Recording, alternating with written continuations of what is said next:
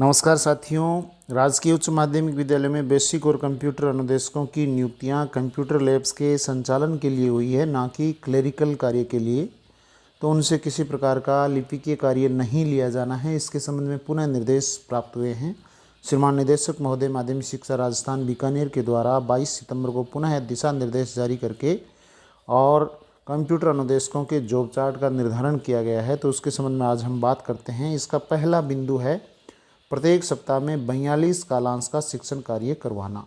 तो यहाँ पे प्रति दिवस के 7 कालांश हो गए, 7 कालांश का प्रतिदिन शिक्षण कार्य करवाना है। तो इसके लिए जो भी स्मार्ट क्लास है उसका जो संचालन है वो इनके द्वारा किया जाना है। प्रोजेक्टर या जो टच पैनल है या अन्य जो टीवी है, जो भी संसाधन उपलब्ध है उनके द्वारा यहाँ पे जो मिशन स्टार्ट अभी प्रोग्राम लॉन्च किया गया है, उसके अंतर्गत जिन विषयों के विषयाध्यापक विद्यालय में उपलब्ध नहीं हैं या ऐसे कठिन विषय जिनका शिक्षण है वो स्मार्ट क्लास के माध्यम से किया जाना है, तो उनके 42 कालांश वो शिक्षण कार्य है वो करवाए जाने इनके जॉब चार्ट में शामिल किए गए हैं। विद्यालय में कक्षा 1 से 12 तक के विद्यार्थियों को निर्धारित पंचांग और पाठ्यक्रम के अनुसार लैब और कक्षा कक्ष में शिक्षण कार्य करवाना, प्रश्न पत्र बनाना, उत्तर पुस्तिकाएं जांचना और वीक्षण कार्य करवाना।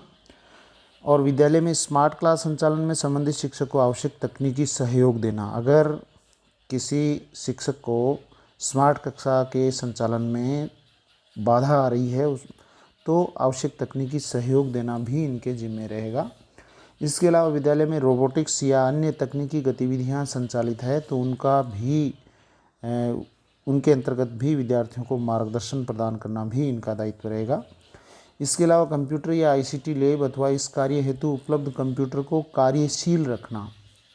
लैब है वो एक्टिव मोड में रहनी चाहिए, कोई भी उपकरण है वो बंद या निष्क्रिय नहीं होना चाहिए।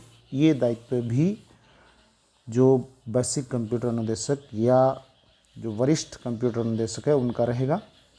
इसके अलावा राज्य सरकार के दिशा निर्देशों के अनुसार समय समय पर लाइव वेबकास्ट का संपादन करना और शाला दर्पण या ऑनलाइन कार्य जो अन्य प्रभारों से संबंधित नहीं हैं उनका आवश्यकता अनुसार संस्था प्रधानों द्वारा सौंपे जाने वाले कार्य। तो ये जो कार्य हैं यानी जो अन्य प्रभारियों से संबंधित नहीं हैं और ऑनलाइन किए जाने हैं, ऐसे शाला दर्पण के या अन्य जो ऑनलाइन कार्य है जो संस्था प्रधान के द्वारा उनको निर्देशित किए जाते हैं वो इनको संपादित करने हैं। समय समय पर विद्यालय की आवश्यकता अनुसार प्रधानाचार्य एवं उच्च अधिकारियों द्वारा सौंपे गए कार्य। और इसके अलावा यहाँ पे लास्ट जो बिंदु लिखा है कि इन गतिविधियों के संचालन के अलावा किसी भी प्रकार का लिपिकीय या टाइपिंग के कार्य को इनसे नहीं करवाना, केवल अपवाद स्वरूप परिस्थिति के अलावा। यानी अपवाद स्वरूप की अगर हम बात करें तो लैब संचालन की स्थिति में नहीं हो या विद्यालय में लैब ही नहीं हो तो इस स्थिति में कुछ तो काम इनसे लिया जाएगा। तो ऐसी स्थितियों को छोड़ के बाकी इनसे लिपिकीय और टाइपिंग के कार्य नहीं करवाए जाएं। तो ये इसके संबंध में आज नए निर्देश जो जारी हुए हैं इसके बारे में हमने बात की। तो ये ऑर्डर आपको मेरे चैनल टेलीग्राम से प्राप्त कर सकते हैं अगर आपको अभी तक नहीं मिला हो।